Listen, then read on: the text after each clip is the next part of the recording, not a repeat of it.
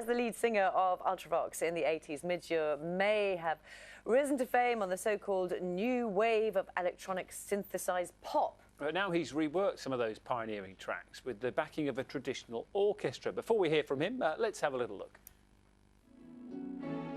With every waking breath I breathe, I see what life has dealt to me. With every sadness I deny, I feel a chance inside me die. Over and over, dancing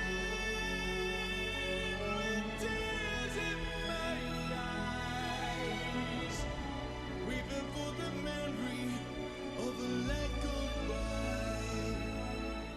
The image is gonna leave and die, it means nothing to me. This means nothing to me.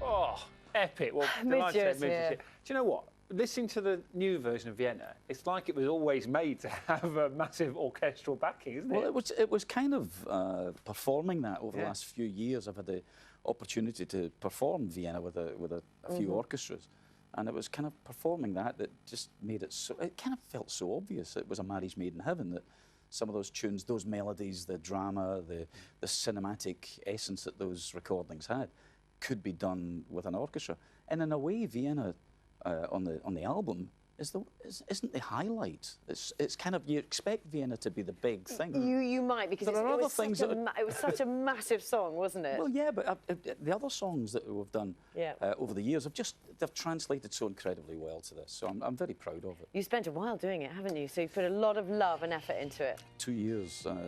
We started talking about it two and a half years ago. And the key to doing something like this is finding the right arranger, finding someone who's passionate about it, someone who understands the classical side of music, traditional classical music, and the electronics that I came from, the kind of rock side of things. And I found that in a guy called Ty Unwin, who just turns out to be a huge fan. He knows more about me than I do.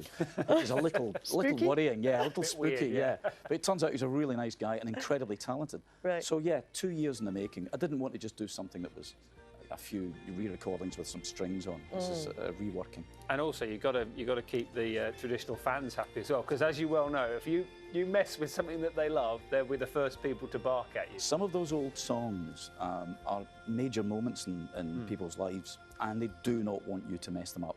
Because they're very, very precious about it, and understandably so, just as I am with favourite pieces of music that I grew up with.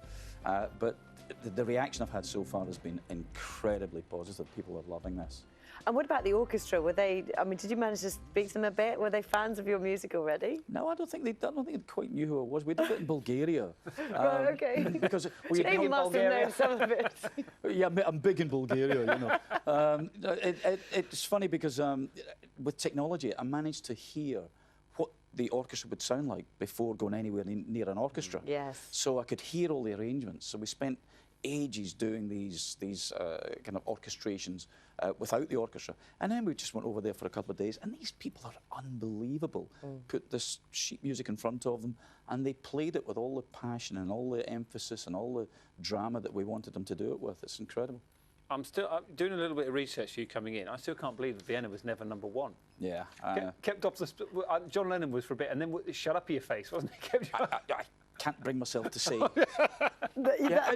Only the great record-buying British public from 1980 or 81 or whatever would have bought "Shut Up Your Face" instead of Vienna. But that's how the charts were back then. It was a bit of everything thrown in. You stayed at But we know for weeks and weeks, didn't you? But you never made it to #1. Yes, but we outsold them all. I was going to say, we know what stood the test of time, don't we? And it's not just. I mean, there's new songs on this as well, aren't there? There's a brand new song on there, so it's not just Ultravox things. I've gone back from Vienna right through to Fragile, which is the title track of my last solo album. Songs that really would make the translation well you know, from the rock side of things to the orchestral side of things. So it's not all the obvious singles. Some of them are on there, but it just seems to work. I wanted to make something that was musically good. You know, it really worked well, not just about, you know, redoing the old hits. And talking about something that was musically good, and I suppose something that still has that sort of historical and cultural and musical significance. You know, we're approaching that time of year which people were starting hearing the Band-Aid signal again, won't they, in various shops and wherever they go. Did you ever think when you were so heavily involved in constructing that and putting that together that it would still have such an impact so many years down the line? You have to remember, you're talking about two musicians getting together. We didn't really think much about anything. You know, it was all about now. It was all about the moment in time. You know, it was write a song, make it a Christmas song, because the charts freeze over the Christmas period. You can generate much more income over the Christmas period if you get a Christmas #1.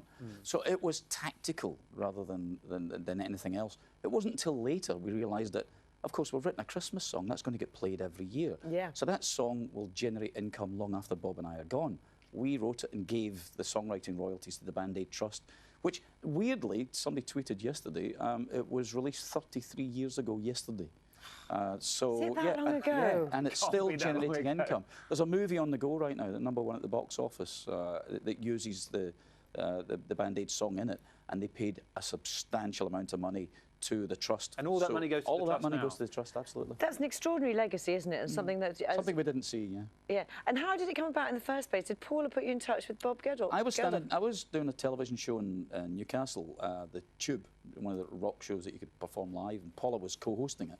And the phone rang in her dressing room when I was chatting to her, and it was Bob. And I've known them both for ages. And it was Bob saying, I've just seen this thing on television, it's disgusting, you know, Michael Burke thing, BBC. A news report. News report, and it was the first news report from Ethiopia about the famine. And he said, I want to do something, but, you know, the Boomtown Rats are finished and I need help. Will you help me? And that was it. We got together and started kind of coming up with the idea that we needed a Christmas song. We couldn't just do a classic Christmas song because 50% of the money generated from any record goes to the songwriters. So we had to write something.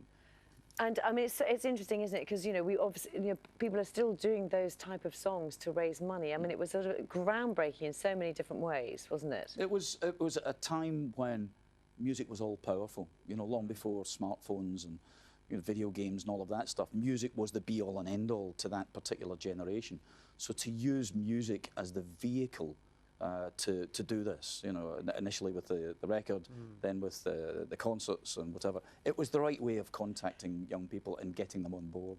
It's great. Well done to Paula Yates yeah. as well. It's a good phone call. And still making music now as well. Thank you so much. Absolutely. Oh, wonderful to see you. Thank you very much. Midge's new album is called Orchestrated, by the way. And if you like Vienna, you'll love it with the strings involved.